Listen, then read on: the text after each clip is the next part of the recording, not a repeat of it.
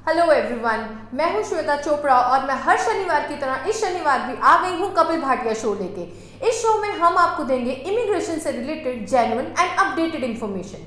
आज का हमारा शो डेडिकेटेड रहेगा स्पाउस वीजा की ओर। इसी के साथ मैं अपना पहला क्वेश्चन पूछना चाहती हूँ मिस्टर कपिल भाटिया जी से, जो बेल्स ओवरसीज के एमडी हैं। सर, मैं सबसे पहले आपसे ये क्वेश्चन पूछना चाहती हूँ कि ऐसी कौन कौन सी कंट्रीज हैं जहाँ पर स्पाउस जो है वो इजिली साथ जा सकता है। देखिए, अगर स्पाउस बिल्कुल साथ ही ट्रैवल करना चाहते हैं तो उसके लिए जो बेस्ट कंट्रीज़ हैं वो है UK, Australia, Sweden and Denmark. अगर हम कनाडा की बात करें तो वहाँ पर स्पाउस 6 मंथ बाद जाता है। हालांकि ये कोई इमिग्रेशन से रिलेटेड इसमें कोई भी वो नहीं नॉर्म्स हैं कि आप साथ नहीं जा सकते, लेकिन जो भी एक्सपीरियंस कंसल्टेंट है वो आपको यही कहेंगे कि आपकी फ़ाइल 6 मंथ बाद लगाइए, क्योंकि उसमें 6 मंथ बाद ही वीज़ा सक्सेस रेशो है। और अगर मैं बेस्ट गिनता हूँ तो बेस्ट मैं यूके को गिनता हूँ। तो सर, अगर आप कहते हैं कि यूके सबसे ही अच्छी एक कंट्री है स्पाउस के लिए, तो मैं सबसे पहले ये बताना चाहती हूँ, अनाउंस करना चाहती हूँ कि आज का शो हम प्रॉपरली डेडिकेट करेंगे यूके स्पाउस वीज़ा से रिलेटेड। सर, सबसे पहले मैं एक क्वेश्चन एक और पूछना चाहती हूँ कि क्या बेबी को हम यूके में साथ लेके जा सकते हैं? जी बिल्कुल। यूके एक ऐसी कंट्री है जो ह्यूमन वैल्यूज़ को मानती है। अगर आप अपने स्पाउस को साथ लेके जाना चाहते हैं उनको भी वो वेलकम करते हैं। अगर आप अपने बेबी को साथ लेके जाना चाहते हैं उनको भी वो वेलकम करते हैं। बहुत सारे स्टूडेंट्स अपने बेबी को भी साथ लेके यूके ट्रैवल कर चुके हैं या करते हैं। और सर, क्वालिफिकेशन का क्या क्राइटेरिया है? स्पाउस को कितनी क्वालिफिकेशन चाहिए और मेन एप्लीकेंट को कितनी क्वालिफिकेशन चाहिए? देखिए, इस बात को ध्यान से समझिए। मेन एप्लीकेंट होगा जो स्टूडेंट है, स्टूडेंट को हम बोलते हैं मेन एप्लीकेंट। उसका ग्रेजुएट होना बहुत जरूरी है यूके में। +2 बेस पे आप स्पाउस को साथ नहीं लेके जा सकते यूके में। कुछ कंसल्टेंट मिसगाइड करते हैं, उनकी मिसगाइडेंस में मत आइएगा। मेन एप्लीकेंट का ग्रेजुएट होना बहुत जरूरी है। हाँ, स्पाउस की क्वालिफिकेशन कोई मैटर नहीं करती यूके में। आपका स्पाउस अगर आपके साथ जा रहा है, वो चाहे मैट्रिक पास है चाहे +2 पास है, तो भी वो जा सकता है। उसकी क्वालिफिकेशन कोई मैटर नहीं करती। और सर, जैसा कि आपने बोला है कि स्पाउस की जो भी हमारी क्वालिफिकेशन है वो इतनी ज़्यादा नहीं ज़रूरी जितनी कि एक मेन एप्लीकेंट की ज़रूरत है, तो ये इंटरव्यू का क्या क्राइटेरिया रहता है कि वो दोनों का होता है कि मेन एप्लीकेंट का ही मेनली रहता है? क्या सिस्टम रहता है इसका? जी, इसको मैं आपको डिटेल में ही एक्सप्लेन कर देता हूँ कि देखिए, जो इंटरव्यू आता है वो पहले यूनिवर्सिटी कंडक्ट करती है। यूनिवर्सिटी इंटरव्यू कंडक्ट करेगी और वो सिर्फ मेन एप्लीकेंट यानी कि स्टूडेंट का ही सिर्फ इंटरव्यू होता है, और स्पाउस का कोई इंटरव्यू यूनिवर्सिटी नहीं लेती। सेकंड स्टेज आती है, कुछ केसेस में एम्बेसी भी इंटरव्यू कंडक्ट कर सकती है, बट उसकी सक्सेस रेशो, उसकी जो रेशो है बहुत कम रहती है। अगर उसमें अभी आपने सक्सेस निकालनी है तो आपको इंटरव्यू की प्रेपरेशन अच्छी से करनी पड़ेगी। लेकिन वो अगर हम कहें कि अगर हम 100 फाइल्स लगाते हैं स्पाउस की, तो उसमें लगाइए 20 से 30 का ही सिर्फ वो इंटरव्यू आता है, अदरवाइज 70 का सीधा स्टेट में वीज़ा आ जाता है। तो उसमें स्पाउस की इंटरव्यू आज तक हमारे कभी भी किसी कोई केस में नहीं हुई है, और जनरली होती भी नहीं है। 99.9% नहीं होती है स्पाउस की कोई इंटरव्यू, और ना आज तक कभी हमने देखने में ये सुना है किसी और कंसल्टेंट से भी। सर, इंटरव्यू एक नाम ही ऐसा है जिससे बच्चे बहुत जल्दी घबरा जाते हैं। सो मैं आपको एक डिफ़िकल्टी लेवल ज़रूर मैं चाहती हूँ आप क्लियर करें कि क्या डिफ़िकल्टी लेवल रहता है इंटरव्यूज़ का? देखिए, जो इंटरव्यू है वो कोई इतनी डिफिकल्ट नहीं है। जो जेन्युइन स्टूडेंट्स हैं, अगर आप जेन्युइनली पढ़ने जा रहे हैं तो उसमें वही वो क्वेश्चंस रहते हैं, स्पेशली कि आपने UK, why you choose UK, why you choose this university, why you choose this course, who is sponsoring you, what are your future plans. तो यही मेनली क्वेश्चंस रहते हैं। तो हमारी जो टीम है, डेडिकेटेड टीम, वो आपको इंटरव्यू के लिए प्रेपरेशन भी करवाती है। और हमारा तो सिस्टम ऐसे रहता है, जो हमारे मैडम है उनको हम कोई भी और काम नहीं देते हमारी टीम को, सिर्फ वो इंटरव्यू की प्रेपरेशन ही करवाते हैं। उसके बाद मैं खुद इंटरव्यू लेता हूँ हर स्टूडेंट की। उसके बाद हम सेकंड स्टेज पे हम एक मॉक इंटरव्यू भी कराते हैं, फिर हम यूनिवर्सिटी की इंटरव्यू शेड्यूल कराते हैं। और इंटरव्यू से बिल्कुल भी घबराने की जरूरत नहीं है। हमारे आज तक जितने भी स्टूडेंट्स हमने एनरोल करे, ऑलमोस्ट सारे ही इंटरव्यू क्लियर करते हैं, कोई दिक्कत नहीं आती। ठीक है सर, नेक्स्ट क्वेश्चन मैं फंड से रिलेटेड पूछना चाहती हूँ। फंड्स जो हैं, जहाँ तक हमें नॉलेज है, मेन एप्लीकेंट और मे बी स्पाउस को शो करना पड़ता है, तो कितना फंड शो करना पड़ता है और क्या क्राइटेरिया रहता है फंड शो करने का? देखिए, फंड्स का जो है उसको, अगर आप मान लीजिए आउटर लंदन जा रहे हैं तो आपको ऑलमोस्ट 11 लाख रुपए का लिविंग एक्सपेंस दिखाना है। लिविंग एक्सपेंस का मतलब कि आपको वहाँ जाके खाने पीने रहने का खर्चा वो दिखाना है। तो अगर आपका स्पाउस भी साथ जा रहा है तो स्पाउस को अलग से 8 लाख रुपीस दिखाने हैं। अगर आप बेबी को भी साथ लेके जा रहे हैं उसके एडिशनल फिर 8 लाख रुपीस आपको दिखाने हैं। अब आ जाता है 1 साल की फीस आपको पे करनी होती है। सपोज आपकी यूनिवर्सिटी की फीस 12 लाख है तो उसमें से आपने 6 लैक्स पे कर दिए, तो 6 लैक्स जो बैलेंस है वो भी आपको अकाउंट में मेन एप्लीकेंट या स्टूडेंट के अकाउंट में दिखाने पड़ेंगे। 11 लाख रुपए थे आपके लिविंग एक्सपेंस, 6 लाख जो आपने फीस पे कर दी, 6 लैक्स एडिशनल चाहिए, तो 11 लाख प्लस 6 लाख 17 लाख आपने दिखा दिए, प्लस 6 लैक्स आपने पे कर दिए। उसके अलावा 70 लाख दिखाने हैं। ये सिर्फ दिखाने हैं, देने नहीं है, जो आपने फीस ऑलरेडी ट्रांसफर करी है। और इसी के अलावा उसके अलावा जो स्पाउस अगर साथ जाएगा उसको 8 लाख रुपए अलग से दिखाने पड़ेंगे, 8 लैक्स। और अगर आपने बेबी को भी साथ लेके जाना है तो उसके भी 8 लाख आपको एडिशनल दिखाने पड़ेंगे। सर जैसा कि आपने inner London and outer London की बात करी है, तो ये क्या इन दोनों में डिफरेंस क्या है, और इन दोनों में अगर आप फंड शो करते हो तो तब भी क्या डिफरेंस है? जी देखिए, इनर लंदन और आउटर लंदन ये यूकेवीआई की तरफ से गाइडलाइंस है हमें कि अगर आप इनर लंदन जाते हैं तो आपको तकरीबन 3 लाख रुपए एडिशनल दिखाना है, क्योंकि वहाँ पर थोड़े से लिविंग एक्सपेंस हायर रहते हैं। इनर लंदन का मतलब अगर आप लंदन जा रहे हैं, अगर लंदन से बाहर जा रहे हैं, आप किसी भी सिटी में जा रहे हैं, बर्मिंघम, कवेंट्री, वॉल्वरहैम्पटन या किसी भी और जगह यूके में, तो आपको सिर्फ 11 लैक्स लिविंग एक्सपेंस दिखाने हैं। अगर आप लंदन जाते हैं तो आपको 14 लाख लिविंग एक्सपेंस है। उसके अलावा जो आपकी फीस बैलेंस रहेगी वो जैसे मैंने पहले बताया फीस साथ में ऐड होगी आपकी। तो इनर लंदन और आउटर लंदन में डिफरेंस ये रहता है कि मेजरली लंदन पहले से डेवलप हुआ एरिया, वहाँ पर थोड़ी जॉब प्रोबेबिलिटीज हायर रहती है, लेकिन वो थोड़ा सा एक्सपेंसिव भी है सिटी, लेकिन आपको अगेन वेज रेट भी वहाँ पर थोड़ा सा हायर ही मिलता है। तो ये स्टूडेंट्स की अपनी प्रेफरेंस पे होता है कि वो इनर लंदन जाना चाहता है या आउटर लंदन जाना चाहता है, ये हर एक की अपनी पर्सनल प्रेफरेंस है। और वैसे जो मेजरली स्टूडेंट्स है वो थोड़े से लंदन ही जाना चाहते हैं, सेकंड प्रेफरेंस उनकी बर्मिंघम या लंदन के आसपास एरियाज की होती है, क्योंकि यूके में ज़्यादा डिफरेंस नहीं आता। अगर आपका लंदन के साथ साथ जो सिटीज़ हम देखते हैं तो कोई 1 घंटे के, कोई 1.5 घंटे, कोई 2 घंटे की, इतनी की ट्रेवल पे ही है ज़्यादातर सिटीज़। और सर जैसे कि ये जो फंड्स हैं, इससे रिलेटेड मैं बहुत 2 मेन क्वेश्चंस पूछना चाहती हूँ कि पहली बात तो ये फंड्स कितने को ओल्ड या पुराने होने चाहिए, और ये फंड्स कौन स्पॉन्सर कर सकता है?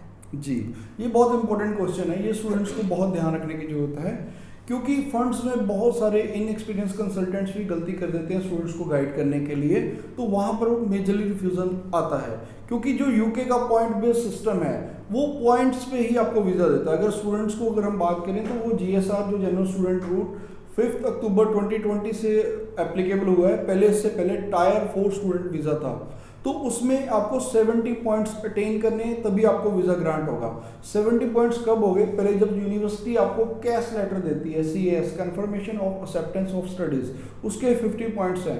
10 पॉइंट्स आपके फाइनेंशियल्स के हैं, फंड्स के हैं, तो फंड्स बहुत इंपॉर्टेंट रोल प्ले करता है। 10 पॉइंट्स आपके अगेन इंग्लिश प्रोफिशिएंसी के रहते हैं, और जो 10 पॉइंट्स फंड्स के हैं उनकी अब मैं बात करता हूँ, क्योंकि वो फंड्स या तो स्टूडेंट अपने अकाउंट में दिखाएं, हम तो मैक्सिमम केसेस में यही प्रेफर करते हैं कि स्टूडेंट के अपने अकाउंट में होने चाहिए, या वो उनके पेरेंट्स के अकाउंट में भी हो सकते हैं। लेकिन अगर पेरेंट्स के अकाउंट्स में है तो आपको एक डेट ऑफ बर्थ आपका सर्टिफिकेट चाहिए, जो बर्थ सर्टिफिकेट है वो प्रॉपर चाहिए, उसकी अगर इंग्लिश में ट्रांसलेशन चाहिए, और एक आपको जो आपके अगर फादर या मदर जो भी आपको स्पॉन्सर कर रहे हैं तो उनका सपोर्ट ऑफ एफिडेविट भी साथ में चाहिए, वो भी नोटराइज्ड हुआ होगा। तो ये फंड्स की साथ में रिक्वायरमेंट रहती है।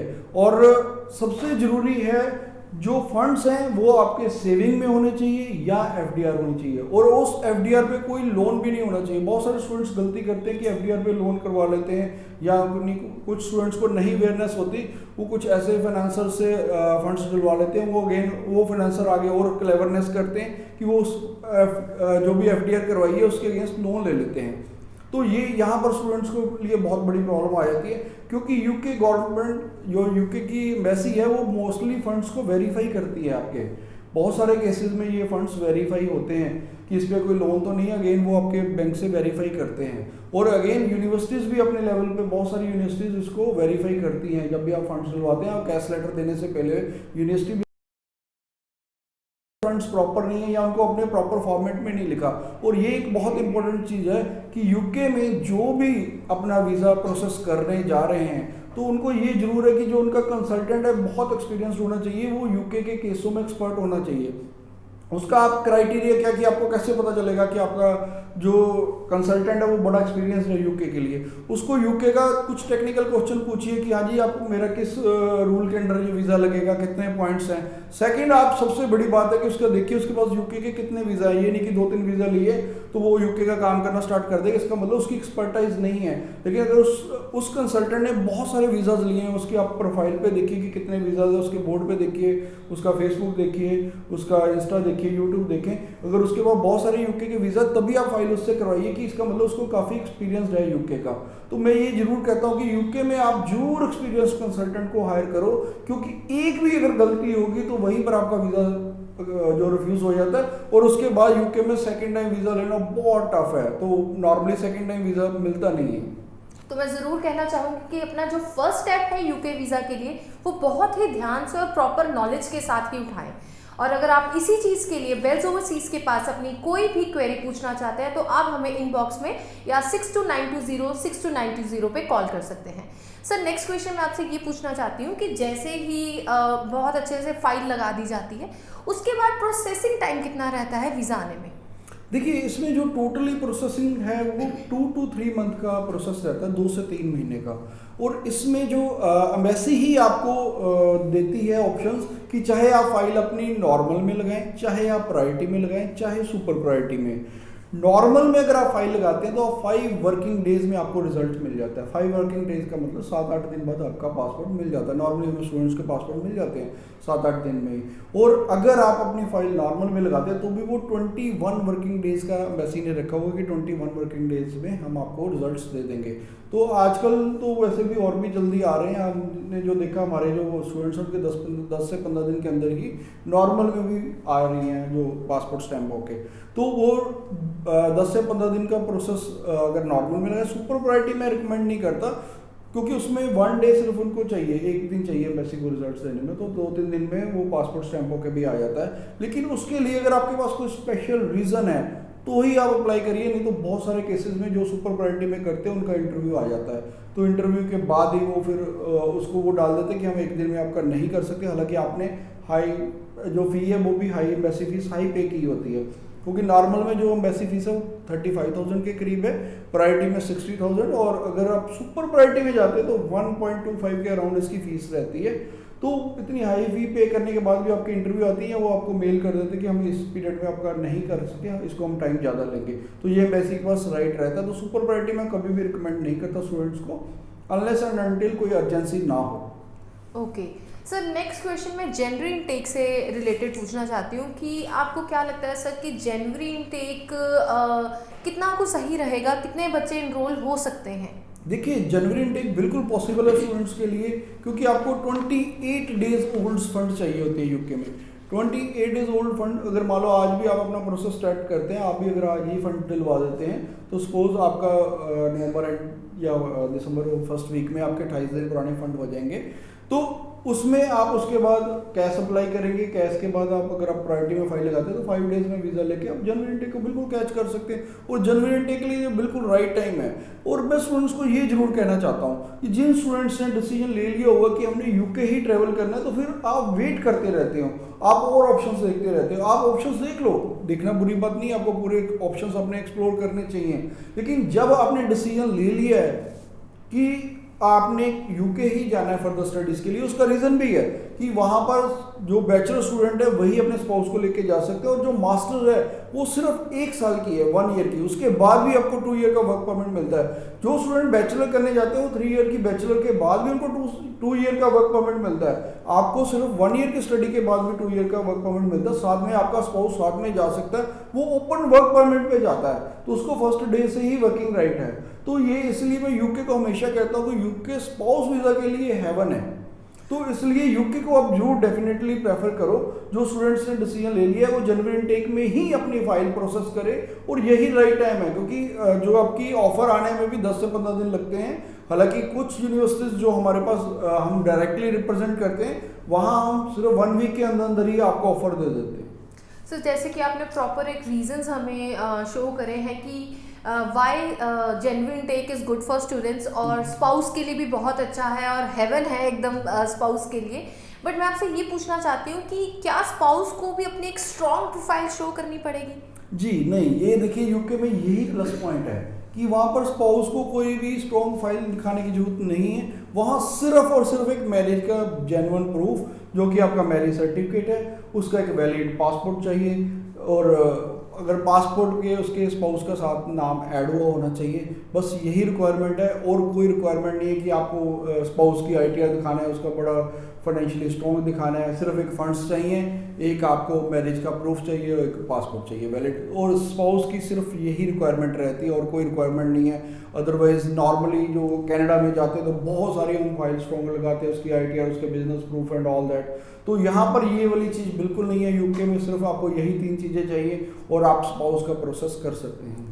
सर अगर मैं कंपैरिजन करूं सक्सेस रेशो जो कि स्पाउस के साथ अगर मैं फाइल लगवाऊं और अगर मैं अलोन एक स्टूडेंट अपनी फाइल लगाए तो सक्सेस रेशो कहाँ पे ज़्यादा रहता है? देखिए स्टूडेंट का वीज़ा सक्सेस रेशो बहुत अच्छा चल रहा है इस टाइम, और इस टाइम तो यूके में ऑलमोस्ट आज तक हमने जितनी भी फाइल्स लगाई हैं एक स्टूडेंट को छोड़ के सबके ही वीज़ा आए हैं। उसकी भी सिर्फ इंटरव्यू आई थी और कुछ स्टूडेंट्स तो हमारे एम्बेसी के इंटरव्यू आने के बाद भी वीज़ा लेके गए हैं। तो कोई दिक्कत नहीं है, यूके में इस टाइम बहुत अच्छी वीज़ा सक्सेस रेशो चल रही है। उसका कारण है 19 में जब ब्रेग्जिट हुआ था यूके पहले यूरोप का पार्ट था, 26 कंट्रीज वो का साथ में पार्ट था, ये 27 कंट्री थी यूके। ये ब्रेग्जिट मतलब वहाँ यूरोप से अलग हो गई है।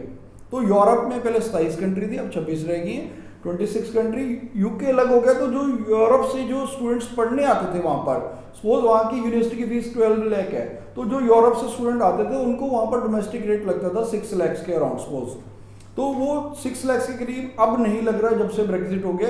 अब जो रूल हमारे इंडिया के लिए वही यूरोप के लिए। तो यूरोप से स्टूडेंट्स अब पढ़ने नहीं आते क्योंकि उनके पास 25 और कंट्रीज की ऑप्शन रहती है अपनी कंट्री के अलावा, तो अब वो यूके पढ़ने नहीं जाते। हालांकि यूके स्टडी डेस्टिनेशन सबसे बढ़िया है। अगर आप टॉप 100 यूनिवर्सिटीज देखो तो मैक्सिमम यूएस या यूके में ही है। तो यूके स्टडी के लिए तो नो डाउट बहुत बढ़िया कंट्री है स्टडी के लिए, और वहाँ पर वर्किंग अपॉर्चुनिटीज भी बहुत है। अगर फाइनेंशियल्स की बात करें तो स्टूडेंट्स अच्छे खासे पैसे भी वहाँ जाके कमा लेते हैं। सॉरी सर, जैसा कि अभी आपने बोला कि बहुत अच्छे पैसे बच्चे कमा लेते हैं और उनको वर्क परमिट भी 2 इयर्स का मिल जाता है, चाहे वो ग्रेजुएशन करें चाहे वो 1 ईयर की मास्टर्स करें। अब मुझे क्लियर एक मैं आपसे क्वेश्चन पूछना चाहती हूँ कि 2 इयर्स के बाद और जैसे कि वो पीआर लेना चाहते हैं तो उनका फ्यूचर कैसा है वहाँ पे? देखिए यूके में बहुत सारे स्टूडेंट्स को ये मित्र रहता है कि वहाँ पर पीआर नहीं होती वाली बात नहीं है, थोड़ा सा प्रोसेस लेंथी है, बट ये नहीं कह सकते कि पीआर नहीं होती। देखिए 2012 के बाद उन्होंने वर्क परमिट विड्रॉ कर लिया था, लेकिन 2019 से यूके ने वर्क परमिट दोबारा से स्टार्ट कर दिया हुआ, और अब 1 जनवरी 2021 से बहुत सारे कंसल्टेंट्स को भी ये बात नहीं पता कि उन्होंने पीआर की ऑप्शंस प्रोवाइड कर दी हुई है। आप पॉइंट बेस्ड पीआर सिस्टम में जैसे ऑस्ट्रेलिया में होता है उसी point based almost similar point based system UK ने भी रख दिया है। अगर आप 70 पॉइंट्स अटेन कर लेते हैं, 70 पॉइंट्स अगर आपके अटेन हो जाते हैं तो आपको पीआर मिलेगी। सेकंड ऑप्शन आपके पास ये भी है कि 2 ईयर का वर्क परमिट तो आपको मिलना है, 2 ईयर के बाद आप उसी कंपनी से स्पॉन्सरशिप लेके फर्दर 3 ईयर का आपका वर्क परमिट एक्सटेंड कराएंगे। जब आपको 5 ईयर का वर्क राइट हो जाएगा, जब आपका 5 साल कंप्लीट हो जाएंगे काम करते हुए, तो आप वहां पर ILR अप्लाई कर सकते हैं जो कि पीआर होती है। ILR का मतलब होता है इनडेफिनेट लीव टू रिमेन। उसके कुछ पीरियड बाद जो आप उनके कुछ नॉर्म्स या क्राइटेरियाज होते हैं, अगर आप उनको मीट करके उसके बाद आप सिटीजनशिप भी अप्लाई कर सकते हैं। Thank you so much sir, आपने हमें बहुत ही अच्छी एंड जेन्युइन इन्फॉर्मेशन दी। जिस चीज़ में बच्चे बहुत ज़्यादा प्रॉब्लम फील करते हैं आपने आई थिंक सारी ही प्रॉब्लम्स वो क्लियर करी हैं। और इसी के साथ मैं आप लोगों को कहना चाहती हूँ कि अगर आपके फ्रेंड्स या रिलेटिव्स में किसी को भी कोई भी क्वेरी है तो आप ये वीडियो उनके साथ ज़रूर शेयर करें। इसी के साथ हम मिलेंगे आपको नेक्स्ट सैटरडे 4 बजे। Thank you.